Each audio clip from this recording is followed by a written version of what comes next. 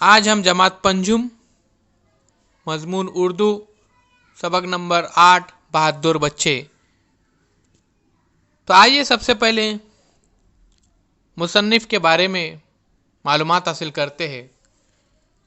मुसन्निफ़ का तारुफ इस तरह से है। नाम है सरफराज आरजू। पैदाइश 2 सितंबर सन 1956। सरफराज आरजू मुंबई में पैदा हुए। गुज़श्ता 35 बरसों से वो सहाफ़त, अदब और मुख्तलिफ तालीमी और समाजी इदारों से वाबस्ता हैं। हमारे मुल्क में जो बच्चे गैर मामूली बहादुरी का मुजाहरा करते हैं उनकी बहुत कद्र की जाती है। अखबारात में उनकी तस्वीरें छपती है और उनके कारनामों का जिक्र किया जाता है। अवामी जलसों में उनकी हिम्मत अफजाई की जाती है। इस सबक में मजमून निगार ने ऐसे चंद बच्चों के सच्चे वाक़ियात बयान किए जिनकी गैर मामूली हिम्मत और बेमिसाल बहादुरी की वजह से उन्हें सदर जमहूरिया के हाथों इनामात से नवाजा गया। तो अजीज़ तलबा व तालिबात, ये बात हमें पता है कि हमेशा बहादुरी से काम लेना चाहिए और अपने साथियों की मदद करनी चाहिए। इंसानियत के नाते चाहे वो अमीर हो या गरीब हो, बूढ़ा हो, बच्चा हो, जो भी हो, अगर हमसे जो भी मदद हो रही हो वो हमें करनी चाहिए। तो आइए बच्चों देखते हैं बहादुर बच्चे। मुंबई में तेज़ बारिश से कभी कभी सैलाबी सूरत पैदा हो जाती है। लोगों का बाहर निकलना मुश्किल होता है। मुंबई के मानखुर्द इलाके में चिल्ड्रन एड सोसाइटी नामी इदारा बच्चों के लिए एक बालघर चलाता है।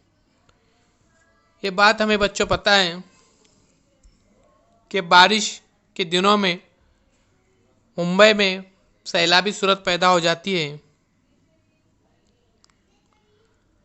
तो ऐसे ही वक्त में मानकुर्द इलाके में चिल्ड्रन एंड सोसाइटी नामी इदारा बच्चों के लिए एक बालघर चलाता है। एक दिन लगातार बारिश हो रही थी। बाहर पानी की सतह बढ़ती जा रही थी, इसलिए बालघर के बच्चे एक कमरे में सहमे हुए बैठे थे। सहमे हुए बैठना यानी डरे हुए बैठे थे, क्योंकि उनको ऐसा डर था कि आहिस्ता आहिस्ता पानी ये हमारे कमरे तक पहुंच जाएगा और हम डूबकर मर जाएंगे। इन बच्चों में अस्मा भी शामिल थी, जिसे दूसरे बच्चे दीदी कहकर पुकारते थे। अस्मा इनसे बड़ी थी, इसलिए तमाम बच्चे उनको दीदी कहकर पुकारते थे। अस्मा बहुत बहादुर बच्ची थी। अब आइए बच्चों देखते हैं कि उसने ऐसा कौन सा बहादुरी का काम किया। तो चलिए देखते हैं। अस्मा को खदशा महसूस हुआ कि पानी अगर इसी तरह बढ़ता रहा तो सब बच्चे डूब जाएंगे। ये ख्याल आते ही वो उठ खड़ी हुई। उसने 2 छोटे बच्चों को कंधों पर बिठाया और कीचड़ भरे पानी में उतर पड़ी। उसे तैरना नहीं आता था, उसके बावजूद गले तक ऊंचे पानी में आहिस्ता आहिस्ता चलकर उसने उन दोनों बच्चों को महफूज मुकाम पर पहुंचा दिया।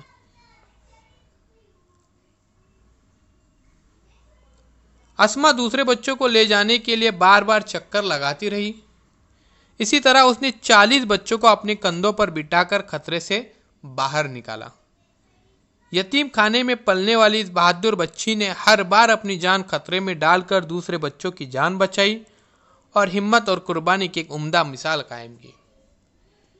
प्यारे बच्चों देखिए, अस्मा नाम की लड़की है, वो भी उन बच्चों के साथ कमरों में थी। वो थोड़ी बड़ी थी। जब उसको अंदाज़ा हुआ कि पानी आहिस्ता आहिस्ता अगर ऐसा ही बढ़ता रहा तो तमाम बच्चे डूबकर मर जाएंगे, उसने अपने कंधों पर 2 बच्चों को बिठाया और कीचड़ भरे रास्ते से निकल पड़ती है और महफूज जगह पर बच्चों को पहुंचा देती है।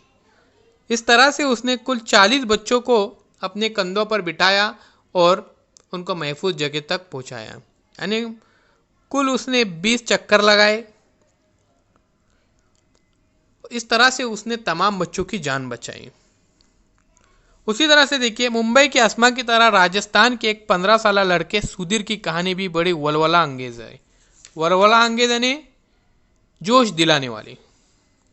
तो देखते सुधीर की क्या कहानी है। एक रात वो अपने घर में बैठा था। अचानक बिजली चली गई और पूरा इलाका अंधेरे में डूब गया। उसी वक्त पड़ोस से कुछ औरतों की चीखने चिल्लाने की आवाज़ें सुनाई दी। वहाँ खूब तेज रोशनी भी दिखाई दे रही थी। सुधीर की समझ में नहीं आया कि कैसी रोशनी है। उसने अपने घर की दीवार से छलांग लगाई और पड़ोस के घर में पहुंच गया। वहाँ चारों तरफ धुआं धुआं फैला हुआ था और कमरा भी बेहद गर्म था।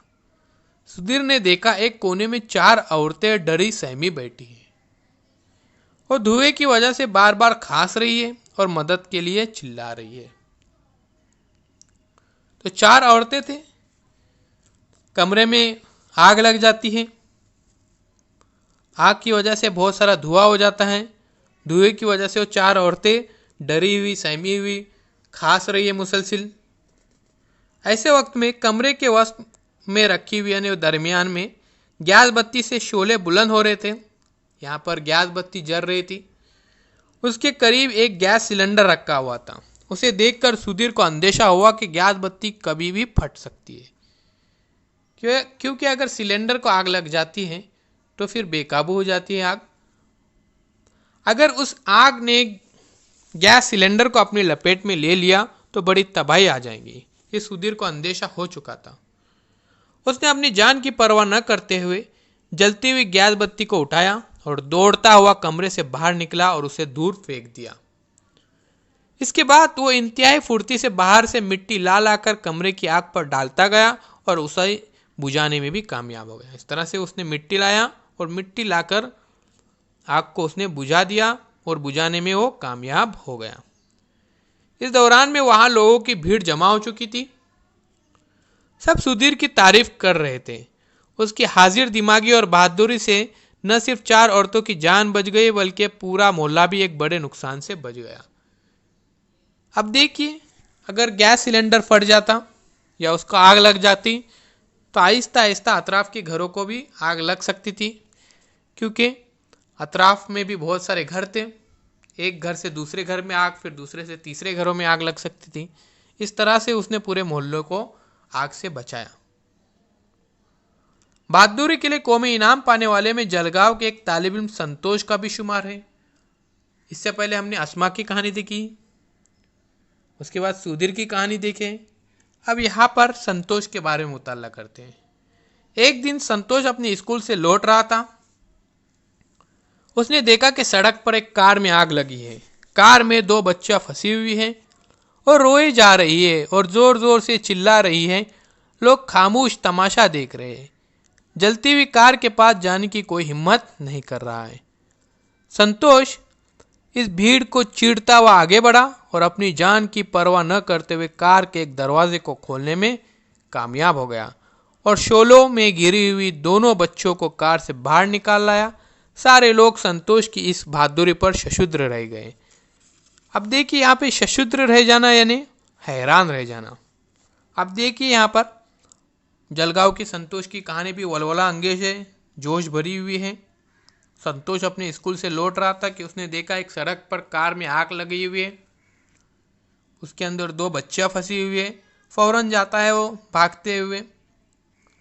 लोग वहां पे तमाशा देख रहे थे, लेकिन बहादुरी का कारनामा अंजाम देता है।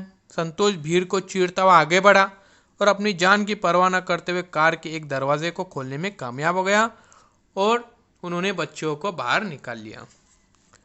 उसके बाद देखिए, ये न समझा जाए कि कुछ खास बच्चे ही बहादुर होते हैं। वक्त पड़ने पर हर बच्चा बहादुरी का मुजाहरा कर सकता है। मध्य प्रदेश के एक स्कूल की 5वीं जमात में पढ़ने वाली अनीता भी ऐसी ही आम सी बच्ची है। एक रोज वो अपनी 3 सहेलियों के साथ घर के करीब एक नाले के पास से गुजर रही थी। अचानक उसकी सहेली कविता को जाने क्या सूझी कि पानी में उतरकर खेलने लगी। अब देखिए यहाँ पे मध्य प्रदेश की एक 5वीं जमात की तालिब इल्म, बिल्कुल आपके हम उम्र, जितनी आपकी उम्र है बिल्कुल उतनी ही उम्र उसकी थी। उसकी सहेलियां पानी में खेलने जाती हैं। सहेलियों ने उसे रोकना चाहा, लेकिन उसने एक न सुनी और खेलती रही। अब यहां पर कविता मुसलसिल खेल रही है। देखिए यहां पर अनीता उसको बचाने की कोशिश किस तरह से करती है, देखते हैं।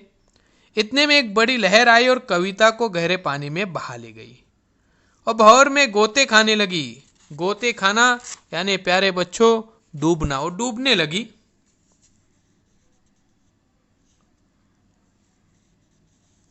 अनीता की सहेलियां ये मंजर देखकर घबरा गई और भाग खड़ी हुई, मगर अनीता को गवारा न हुआ कि अपनी सहेलियों को मौत के मुंह में छोड़कर उस तरह भाग जाए।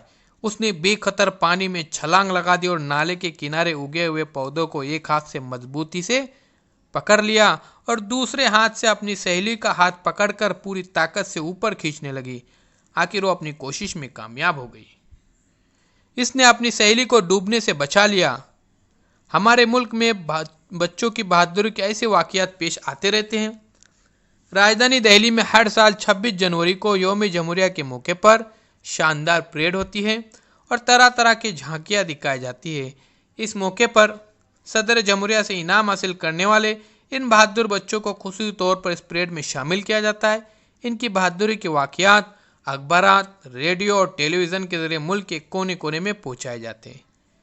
इन वाकयात से हर शहरी को दूसरों की मदद करने और काम आने की तरगीब मिलती है। अब देखिए किस तरह से यहाँ पर अनीता अपनी सहेली को बचाती है। उसकी साथ की सहेलियाँ छोड़कर चली जाती है, लेकिन वो बहादुरी का मुजाहरा करती है और पानी में कूद पड़ती है और अपनी सहेली को बचा